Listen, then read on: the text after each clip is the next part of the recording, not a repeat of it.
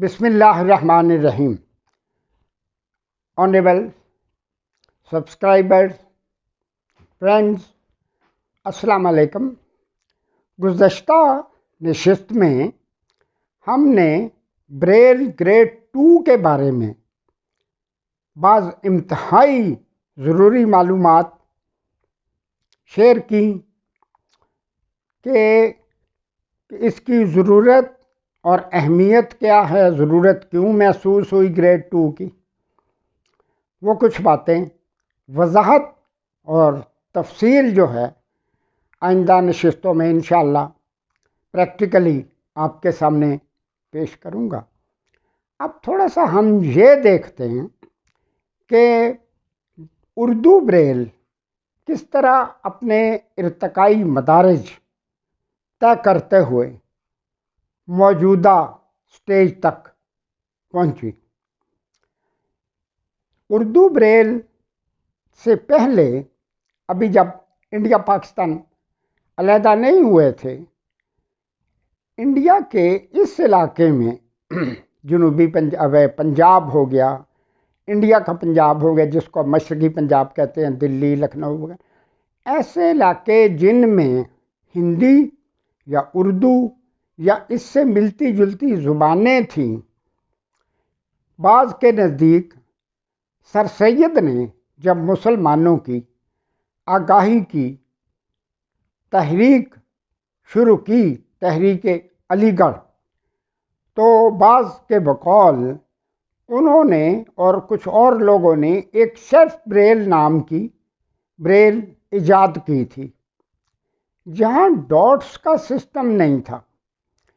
ये हिंदी से मिलता जुलता एक तरीका था जिसको ये ज़ुबानें बोलने वाले लोग आसानी से समझ जाएं। उसका तलफ़्फ़ुज़ आवाज़ों के ज़रिए होता था। मिसाल के तौर पे हम कहते हैं ना खाना, काफ अलिफ, काफ दो चश्मी है अलिफ, नून अलिफ ना, खाना काफ, लेकिन वो कहते हैं का, खा। इस तरह से आवाज़ों के ज़रिए एक शेफ ब्रेल नाम की ऐसी ब्रेल इजाद कर ली गई थी जो इन इलाक़ों में चलती रही। 47 में जब पार्टीशन हो गई, 52 तक हालात कुछ ना कुछ ठीक होने शुरू हुए, तो पाकिस्तान में ये सोचा जाने लगा कि अब ब्लाइंड की वेलफेयर के लिए भी कोई ना कोई माकूल इंतज़ाम होना चाहिए। 58-60 के नज़दीक उर्दू ब्रेल के बारे में, ये इसकी तफसील आपको बाद में मिल सकती, कोशिश करेंगे तो डिटेल मिलेगी। उर्दू ब्रेल के बारे में सोचा जाने लगा, और फिर जब 63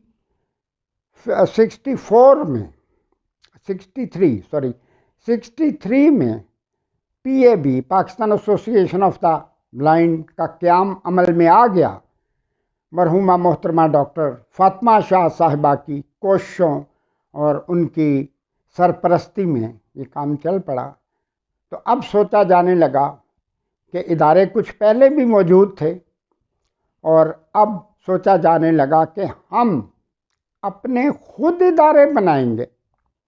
PAB अपने खुद इदारे चलाएगी ब्लाइंड के लिए, क्योंकि ब्लाइंड की अब तक कोई भी ब्लाइंड की अपनी तंजीम मौजूद ना थी। सो इस चीज़ पर गौर करते हुए उर्दू ब्रेल के अल्फ़ाबेट्स और थोड़ा बहुत ग्रेड 2 जो था उसको बना लिया गया। लेकिन मसला यहाँ ये आ गया, रहनुमाए म्यारी उर्दू ब्रेल एक गाइड बनी थी 70 से पहले की। इत्तेफाक ऐसा हुआ कि मुझे वो किताब खुद मिल गई और मैंने अपने हाथ से पढ़ी थी। अच्छी चीज़ थी, लेकिन नामुकम्मल मगर इब्तदाई चीज़ थी। इब्तदा, असल मामला इब्तदा का होता। बाद में जब 70 के बाद कुछ इदारे कायम हो गए, تو سوچا جانے لگا کہ ابھی اردو بریل میں کافی اصلاح کی ضرورت ہے۔ یہاں تک یہ مسئلہ تھا کہ جو تھی فار دا بلائنڈ آرگنائزیشنیں، یعنی کہ عام لوگوں نے بلائنڈ کے لیے تنظیمیں اور کچھ ادارے بھی بنا رکھے تھے، بہت پہلے سے بنا رکھے تھے۔ ان کی ڈیٹیل انشاءاللہ پھر کس دن آپ سے شیئر کروں گا۔ مثال کے طور پہ اگر 2010 میں کسی نے ادارہ بنا لیا تو وہ کہے گا میرا ہی پاکستان میں پہلا اور آخری ادارہ، نہ میرے سے پہلے نہ بعد میں کچھ ہوا۔ اب یہاں مسئلہ یہ پیدا ہو گیا کہ سرکاری سطح پر ان تنظیموں کی پذیرائی ہوتی جن کا پورا نظام، پوری ایڈمنسٹریشن جو ہے وہ سائٹڈ لوگوں کے ہاتھ میں ہوتی تھی، اور سب سے زیادہ تکلیف دہ جو بات وہاں ہوتی تھی، جس کی وجہ سے ریئیکشن کے طور پہ یہ صورتحال سامنے آئی، کوئی بھی اگر بات کی جائے کہ نابینا افراد کے یہ مسائل ہیں تو آگے سے جواب ملتا تھا یہ نابینا ہیں، اندھے ہیں، ان کو کیا پتہ ہو۔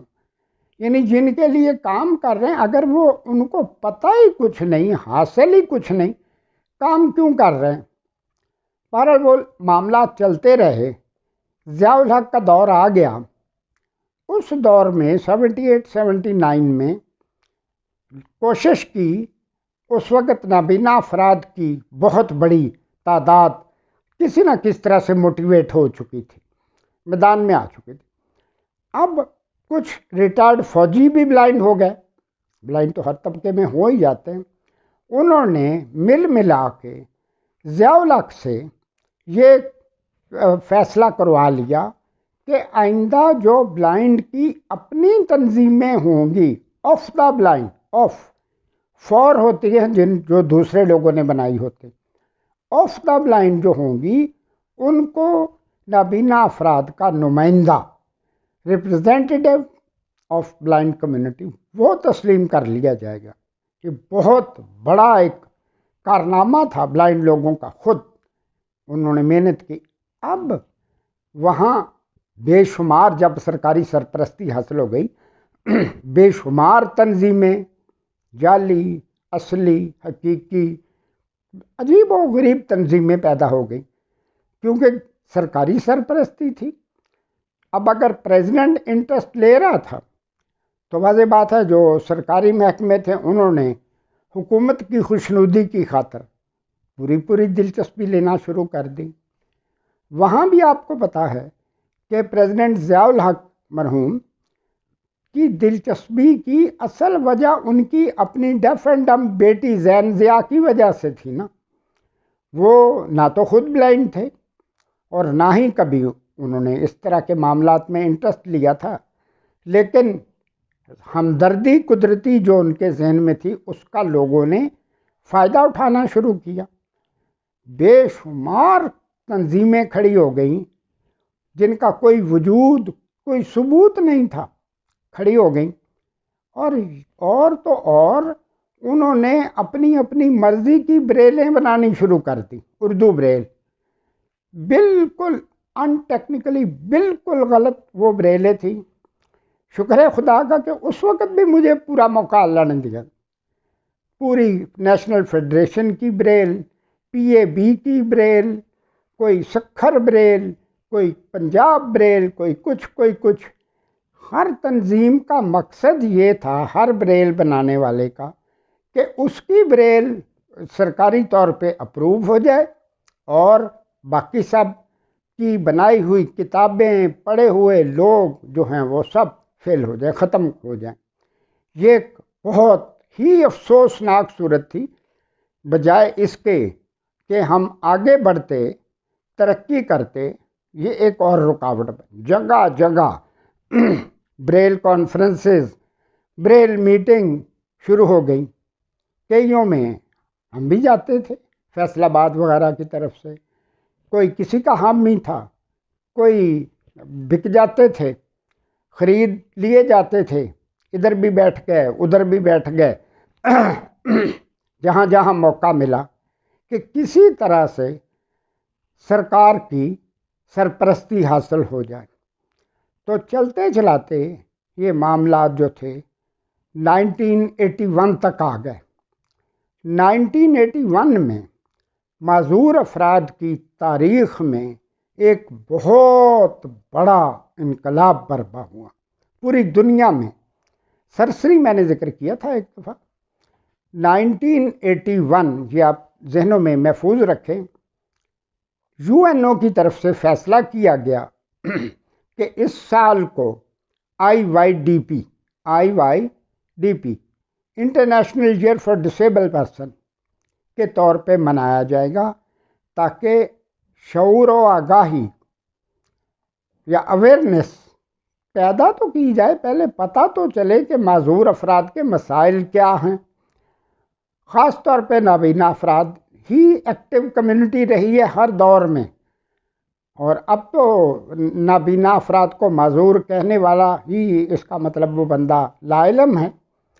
تو بہرحال پوری دنیا میں یہ سال منایا گیا۔ پاکستان میں ہمیں ڈبل فائدہ ہوا۔ 1% کوٹا فار ڈسیبل بہت بڑا قدم تھا 30 دسمبر 1981 کو، جو ایک قدم اٹھایا گیا کہ نابینا یا دیگر معذور افراد کے لیے تمام سرکاری اور غیر سرکاری محکموں میں 1% کوٹا مختص کر دیا گیا۔ اس کی تفصیل بہت بڑی ہے، انشاءاللہ آہستہ آہستہ اس عنوان کے تحت کیا ہوا، نتیجہ کیا نکلا، یہ تو بعد میں انشاءاللہ آپ کے گوش گزار ضرور کروں گا۔ بعد میں 2% ہو گیا، کوئی